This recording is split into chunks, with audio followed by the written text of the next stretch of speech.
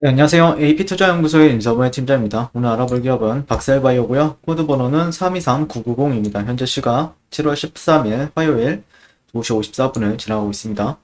자, 일단 오랜만에 또 리뷰를 하게 될 것 같고요.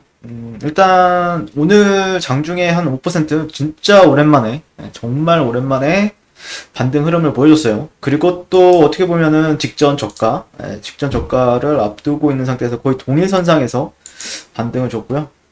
다만 조금 예민한 부분은 최저점이 찍혔다라는 거.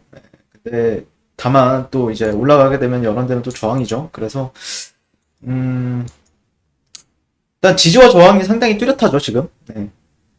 여기 저항, 여기 저항, 여기 지지, 여기 지지. 네, 약간 이런 식으로 만들고 있고, 그다음에 흐름은 전반적으로 이런 식으로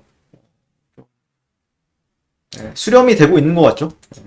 이거는 이제 디센딩이라고 하죠. 디센딩. 그러니까 역삼각형 수렴이라고 해서 이제 변동성이 여기 첫 번째 반등은 항상 큽니다. 그 다음에 두 번째 반등을 해주고 나서 세 번째 반등을 해줬죠.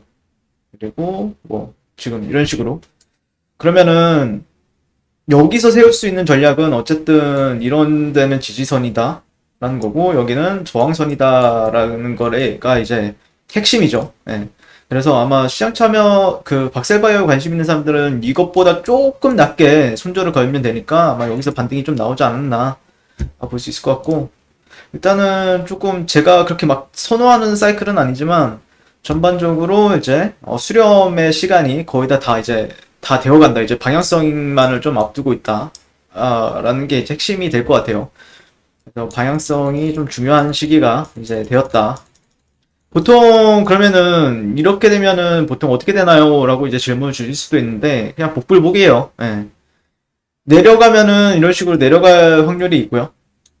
이렇게 올라가는 경우도 있고 뭐 이렇게 일부러 내렸다가 다시 한 번 더 회복했다가 올라가는 경우도 있고 일부러 올렸다가 내려가는 경우도 있어요. 그래서 확률은 전혀 이제 뭐 여러 가지 뭐 한 굳이 따지면 한 네 가지 크게 네 가지 시나리오를 가지고 얘기하면 되고 뭐 실제 시나리오는 뭐 몇백 개까지도 만들 수는 있죠. 이 상황에서는요. 근데 얘가 만약에 매수 관점으로 조금 보기 위해서는 결국에는 지금 핵심은 그거죠. 네, 고점이 낮아진다라는 부분들이 좀 핵심이죠. 네, 이런 고점이 점점 낮아진다라는 게 핵심이기 때문에 고점은 직전 고가는 전 여기로 좀 판단하고 있어요. 그러니까 한 10만 원이 라운드 피겨라고 바라보고 있고요. 네, 이런 데를 좀 회복을 해줘야 뭔가 좀 기준이 생길 수 있는데 아직까지는 특별히 기준이 있다라거나 아마 근데 조만간 그 기준은 발생이 되지 않을까 그렇게 예상은 해볼 수 있겠죠. 네, 기준은 또 만약에 올라오게 되면 또 발생이 될 수 있다라는 관점이니까 좀 그런 관점에서 좀 지켜볼 필요는 있어 보입니다. 네.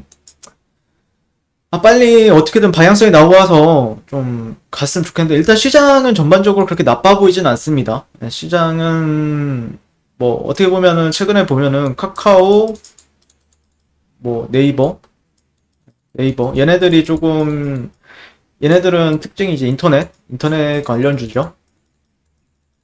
자, 얘네들이 먼저 갔었고, 뭐, 이게 두산중공업, 막 이런 애들, 무슨 전선 관련주들, 원전 관련주들은 실제 보통 이제 시장이 박스권이면은 많이 움직이고요. 네, 얘네들이 조금 시장을 이끌었다가 지금은 배터리 관련주들이 조금 시장을 오늘 하루는 이끌어주고 있어요. 자, 특징을 보게 되면은 그러면은 이거는 공통점 이제 성장주라는, 어, 특징을 가지고 있죠. 예. 근데 여기에 이제 성장주 중에 이제 우리나라 주도하는 성장주라고 하면은 이제 바이오를 또 빠질 수 없죠.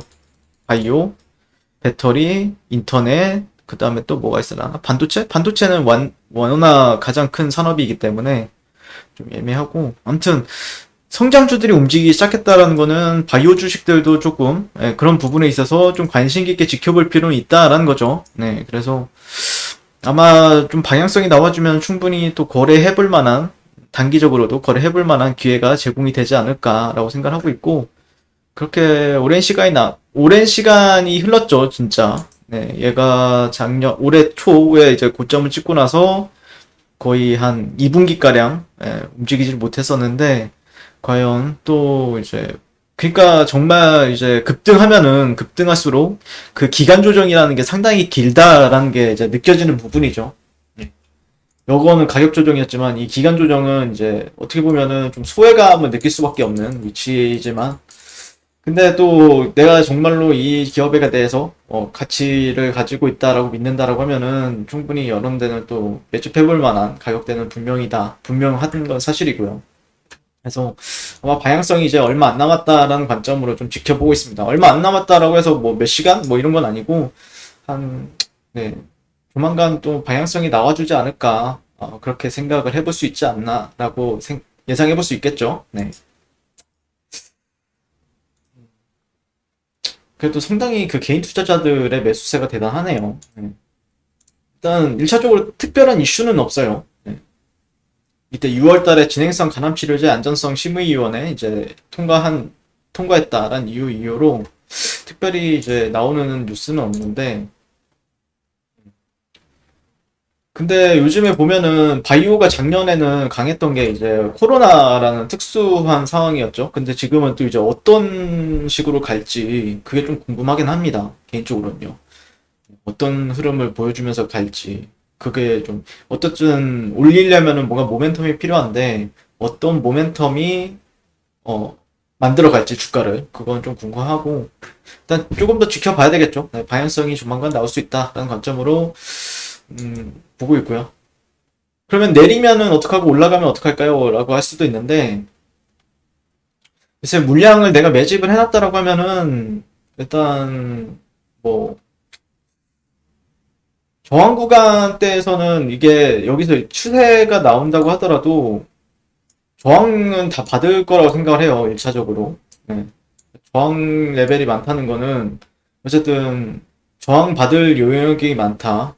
내가 그냥 가치를 가지고 얘기하고 그렇다라고 하면은 뭐 계속해서 홀딩하는 게 맞는데 트레이딩 관점에서 내가 좀 답답한 건 싫다라고 하면은 그런 저항 때는 좀 기억을 해뒀다가 지켜보는 게 맞지 않나라고 생각해 볼 수 있고요.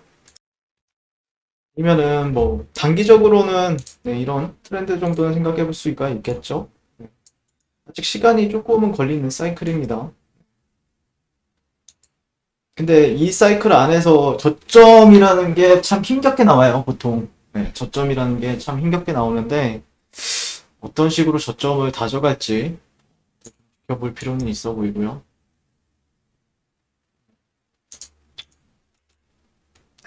시장 참여자들 어떤 식으로 이제 판단할 건지 지켜볼 필요가 있다라고 생각을 합니다.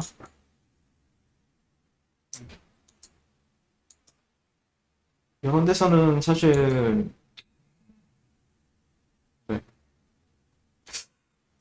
뭔가 모멘텀이 기사로도 잘 안 나오는 부분에 있어서 좀 아쉽다라고 생각을 하고 있고 근데 결국에는 기사가 나오기 위해서는 어느 정도 좀 상승이 나와줘야 되는 최소한의 이 정도 상승은 나와주게 되면은 이때부터는 좀 나올 수 있겠죠 뉴스가 자 그리고 네이버에서 AP투자연구소 홈페이지로 들어오시면은 테마주 검색기라고 있는데 다양한 버전으로 저희가 제공이 되고 있고요 네, 무료로 제공이 됩니다 그리고 저 같은 경우 알파팀에 있는데 알파팀 같은 경우에 일주일에 한 두세 종목씩 이렇게 종목 추천을 하고 있고요.